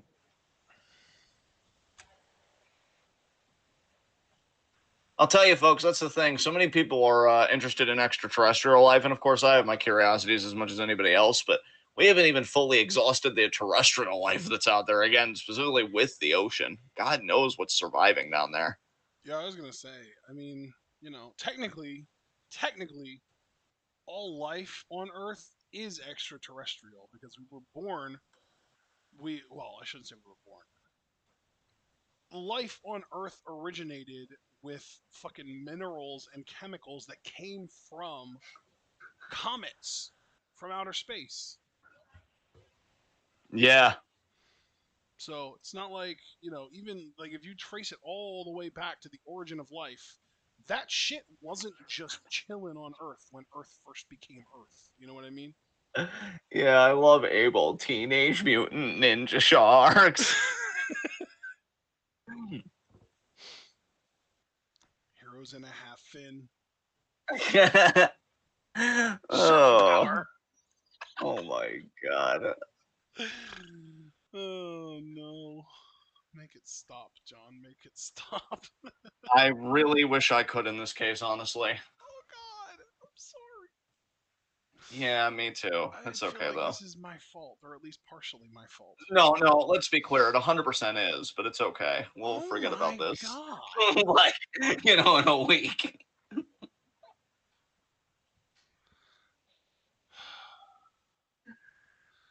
Britt, can you start doing an air raid crash in a way that doesn't drop your opponent on their ribs? I feel like, are you ahead of me? I don't know what's happening. I just saw, Um, or no, it wasn't an air raid crash. It was like a side slam. Why is Jamie coming out here? okay, no, you weren't ahead of me. I was tabbed on the wrong thing because, like I told you, I've had to jump around all night, so I've had things on standby. So Jamie's I got gonna a little. cost Britt the match here. Do it. Oh, she Oh, kicked but you know out. what? She I think. kicked out. Okay. Okay, yeah, you are actually ahead of me though, because I just saw the kick out. Oh Kick wow. there by Brett. Neck breaker there. Tony has a fucked up nose. I don't know if it's broken, but it's bleeding. 2 count. If Britt does win, if Britt wins, I feel confident in Ruby's chances, even though Statlander isn't necessarily a heel. Tony wins though. Really German don't there. know.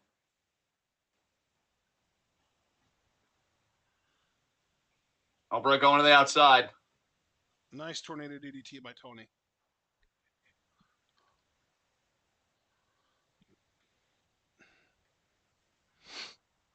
Tell me when Tony throws Britt back into the ring, man.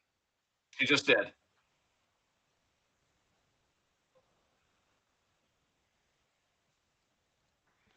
Oh, Why is oh, Tony? Jamie. Oh, the forearm though from Tony. Now Britt's gonna get a super kick in. Watch. She took too long. Oh, she got caught. Nice.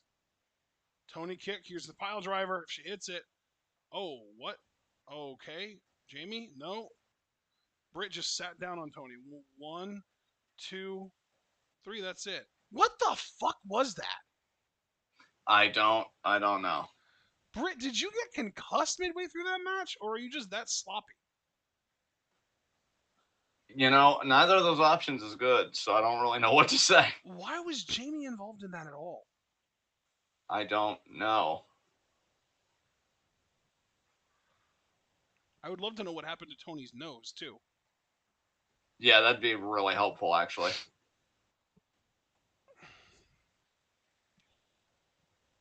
God damn it. I'll go with Ruby for Friday. We'll see, though. I feel like Tony is intentionally, like, fucking up the women's division. Like, how do you do it this? How do you book everything else as well as he does for the most part, and just fuck up this badly with the women? It is unbelievable. It's like he's doing it on purpose. God, you know, so interesting because when you said Tony at first, because my brain is just kind of catching up with everything we've got. I thought you meant Tony Storm, and I'm like, oh No, God, you think she's a sleeper agent? Oh shit! Goes back to WWE, and it's like, no, give no. me that women's title Tony now. Khan, the writer, the head guy in charge of everything.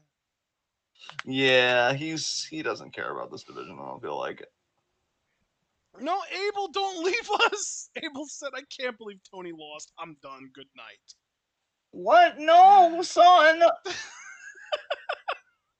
Well, I love how before that he said science with Uncle Ashton is peaky YouTube.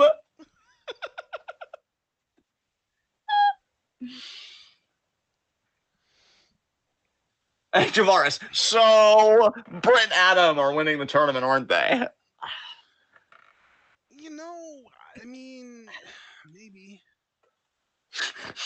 wow. Couldn't even offer up any kind of a rebuke. That's how hopeless it is. Is Chris Statlander? I feel like I looked this up last week. She's American, okay. I mean, if Adam Cole wins, that's okay because he's better than all of us. Britt, though. Wait, who's better than everyone? Adam Cole or MJF? Adam Cole. Oh. Then why do you stand for MJF saying that he is? I mean, because confidence matters. I wish I had that confidence. I think I suck. But he at least goes out and he's like, yeah, I'm awesome.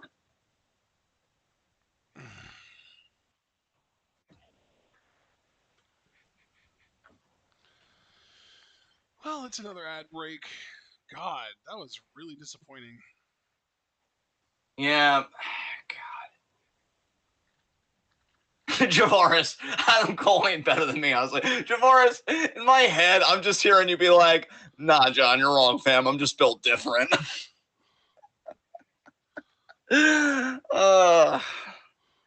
It's okay, Javaris. You know, it's going to happen one day, bro. It's going to happen one day where you come to me and you're like, you know what, John? I'll never simp for Adam Cole as hard as you do. But I'm a fan, bro. Adam Cole's awesome. Adam Cole, baby. You're going to invest a part of your tax bracket in Adam Cole one day. I don't know when. I don't even know the circumstances or the context. But it'll happen. Till then, I'll just be holding down the fort.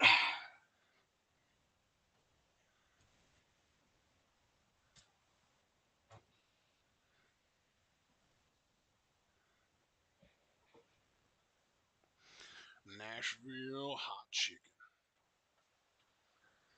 God, those wings I had the other day were so good. Wasn't that just yesterday? Yes. Oh, okay. Well, I'm glad you enjoyed them. Yeah, they were quite good.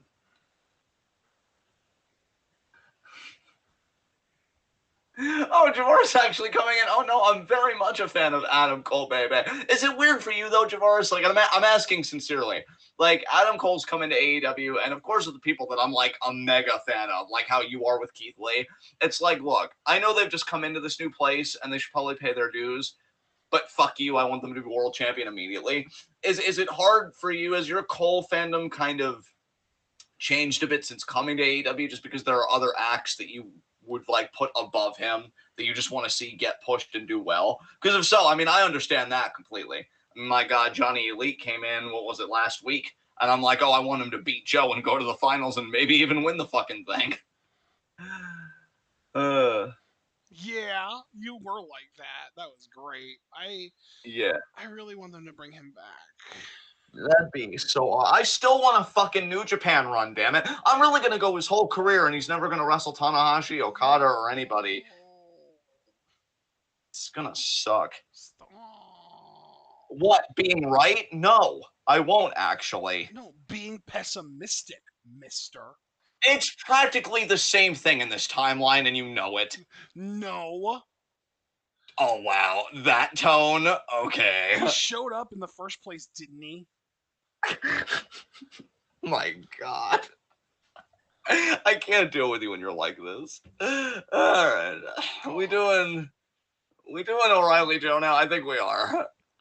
If I would have been the only person saying, oh, I bet it's going to be John Morrison as Johnny Elite last week, you would have been the first one to be like, no, he's never coming to AEW. It's not going to happen. They're not going to bring him in. There's no way. I would have told you, eat my ass and, like, save that opinion. Like, I would have been very aggro to you, probably to a traumatic Don't do that to me.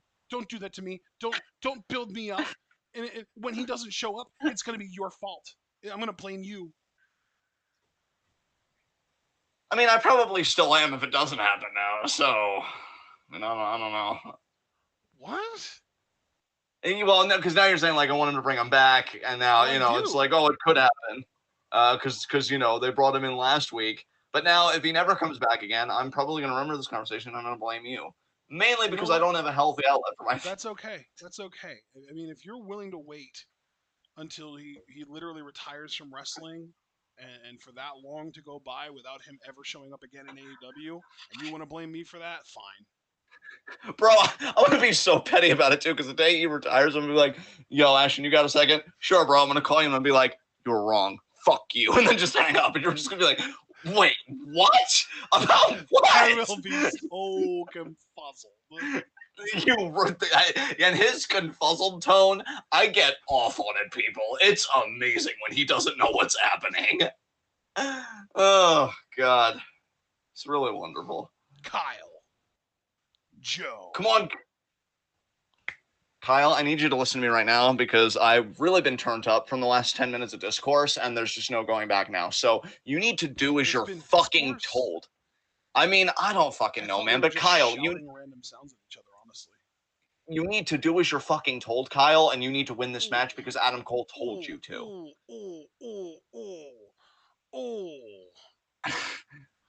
See, Kyle, that isn't how. With you, John. Are you rooting for Adam Cole to win the tournament? Because if so, I think he has a better shot against Joe than Kyle. I am rooting for him to win the tournament, but you know, I mean, maybe there would be a finger poke. I mean, Kyle already said that there isn't going to be a finger poke of doom. Maybe Adam was expecting one, though. I don't know. Yeah, I'm just saying, though, I feel like if Kyle makes it to the finals, he's winning the tournament. But if it's Joe, I would probably go with Adam. If Kyle fucking goes to the finals, he's winning because he's Canadian, not because he's better than Adam Cole. Well, I mean, obviously, if he beats Adam Cole, that means that he was better on that one time. Yeah, honestly, I was getting ready to go full me on you until you added the qualifier, that one time. Nice leg pick by Kyle. Yeah. I mean, I'm a large sample size kind of guy. I can't be basing my opinion on one little match. Come on now. Who does that? Nice job there by Joe. Kyle, cut the shit and get to fucking work. The hell is happening right now?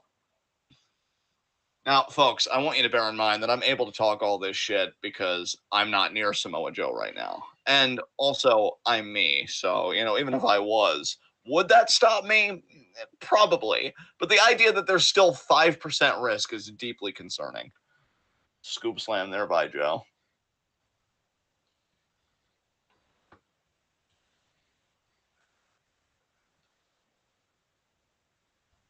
Oh my God, that elbow drop. Jesus, Joe, what are you doing? Besides, Kyle has to win. Joe already has stuff he's doing with Satnam Singh, Jay Lethal, and Sanjay Dutt. Yeah. So, my God, we're really going to do Kyle O'Reilly versus Adam Cole in the finals. Yeah. I gotta say, I don't and I'm being serious now.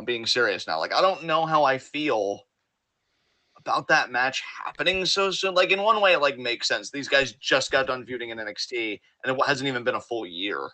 But at the same time, I feel like Undisputed Elite just started to get going, and already I feel like this match is going to be the first instance of tension potentially, even if they don't reap what they've sown with that first instance until a longer time, much later.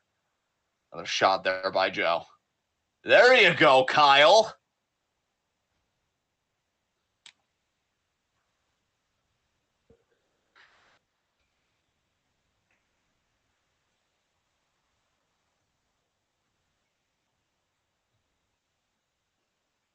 Hammerlock there. Nice side strike. Oh, knee there. Wow. I just saw the knee. Off the ropes. Sliding knee there to the back. See, now he's picking Joe apart. There we go. Kyle, you need to stop cupping. Yeah, it doesn't even work. It doesn't. It's total bro science. It doesn't do jack shit. It's literally pseudoscience. Except gives you goofy looking bruises that make you tell on yourself that you don't know what fucking science is. Nice elbow there by Joe. Yes, Javaris, 100%. Unquestionably in my mind. Nice. Oh yeah, I've been saying that. I feel like I think you can vouch for me on that. I've been making that comparison, yeah. And I feel like you made it even before I did. Yeah, I've been making that comparison for a really long time too. Yeah, nice we have been on that. And yeah, that was a nice knee by Kyle. Nope. Oh, into the armbar. Armbar!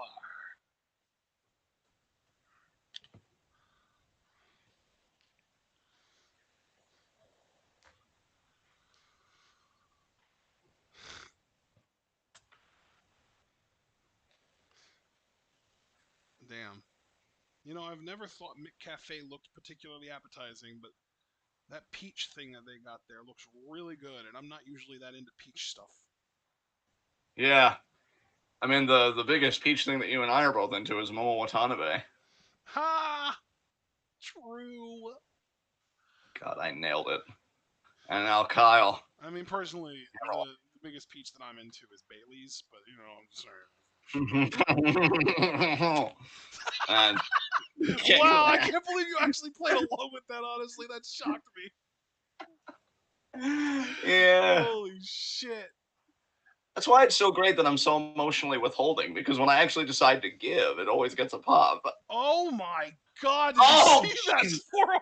Holy Speaking of pops, shit. fucking hell, he popped him right in the face. Jesus Christ. Oh my god. Holy shit. Kyle, are you okay? I don't care how tough any of us imagine to be. If Samoa Joe even looks at you a certain way, you just no. Bro, Kyle It's over. straight up looks like somebody melted some raspberry ice cream and then threw it all over his chest and neck. Yeah. Like, this dude isn't even pink. He skipped pink and went straight to purple. Damn. He really got rocked with that forearm. Joe now taking this time to catch a breath and recover.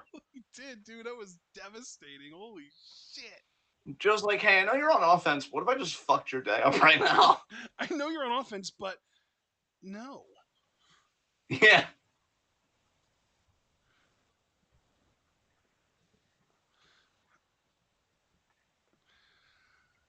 I have one of those. Oh, as do I. Water picks are amazing. Which head Low do you key. use? The bigger one or the smaller one? Oh, actually, I don't have the 2.0 one. I still have the original one, but it works for me really well, though. Nice. Like, I've felt no need to upgrade. In fact, if I could just buy the same model when this one eventually gives out on me, which I hope isn't for a very long time.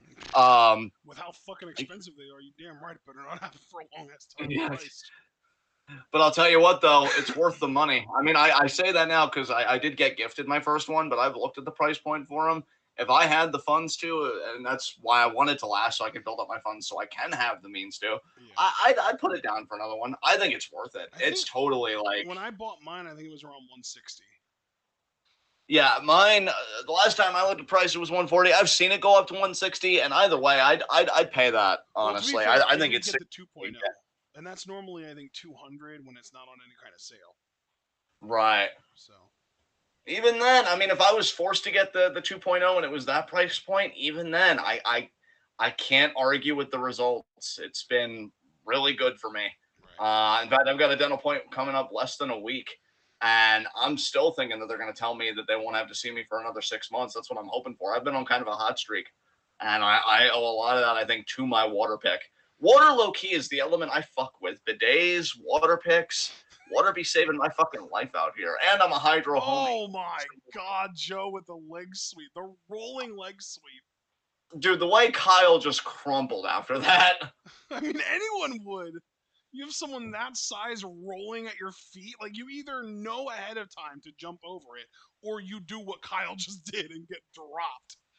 Yeah.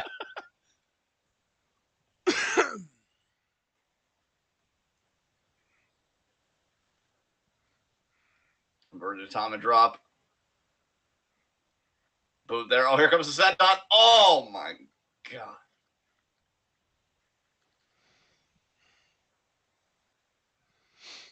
By the way, I'd just like to point out that the logo on Kyle O'Reilly's trunks reminds me of Team Aqua from Pokemon Ruby, Sapphire, and Emerald. Okay then. Shot there by Joe. Another shot there by Joe. Kick to the arm there. What a lariat by Joe. Fucking hell. Kick out.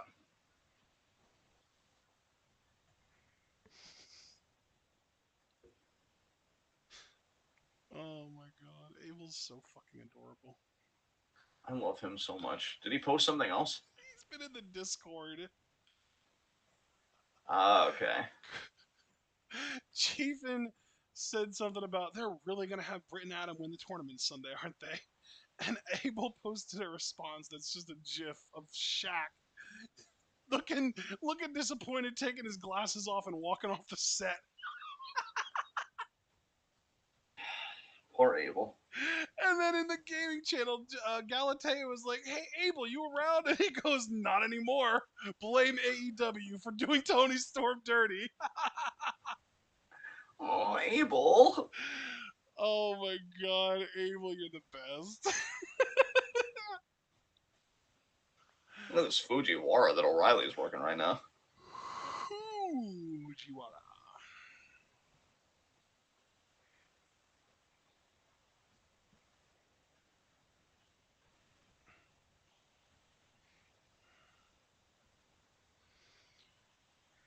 Oh my god. Kyle, what the hell? You throwing punches at nothing, brother. Yikes. Oh my god. Dude, his chest looks like ground beef. Are we sure that this is Samoa Joe that he's facing and not Volta? Yeah, really. Oh my god, the snap jab from Joe.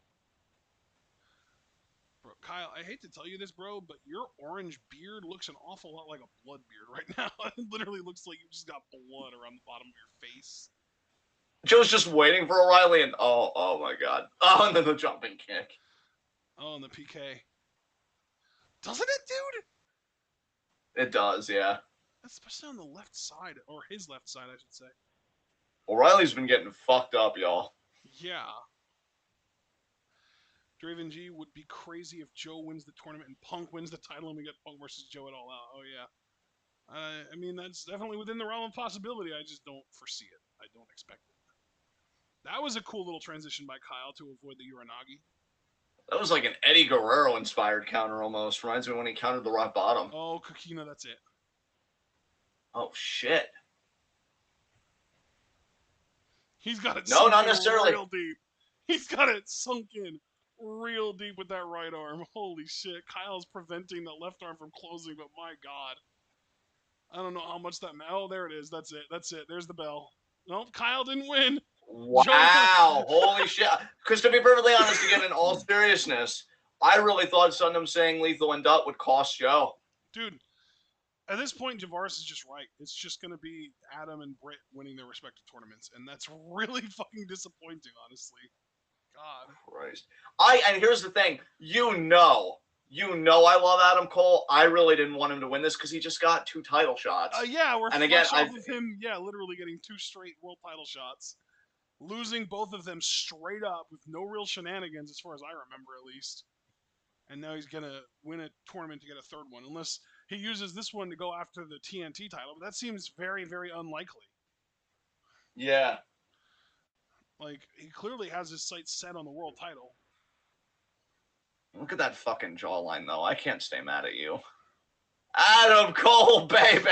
I was never mad at him in the first place. I'm mad at the booking having him be, constantly in the world title picture. Yeah, I mean, I know he's immaculate facially, but have some self-respect. He really is. I mean, look at that. So perfect. And that's it. See, that right there, that moment at the very end is how we know that AEW still has a ways to go as far as, like, production value, because they just ended the show not on Adam Cole's perfect face, but on Samoa Joe's mean mug. Yeah, and God, I feel comfortable enough talking shit about Joe, but you need to don't make a conscious decision to have the lasting image of your show be the one that's going to stick with people in a good way, not in an, oh, I'm glad that's over, I was getting scared kind of way. Yeah. I mean, Adam Cole, he's like that cup of hot cocoa in the dead of winter. You just feel safe and warm. Joe, it's like, oh, couldn't I pay you in installments? I promise I'll get you the money. What's the bad for?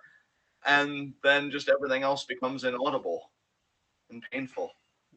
But yeah, Is that a beyond ringing that and sound I beyond hear? my what was that? I said, is that a ringing sound I hear? Yeah. Yeah, I would say this was a solid Dynamite. I think the first hour was stronger to me than the second hour. Maybe that's just me. I felt more invested in the first hour. Second hour started to kind of dip a little bit.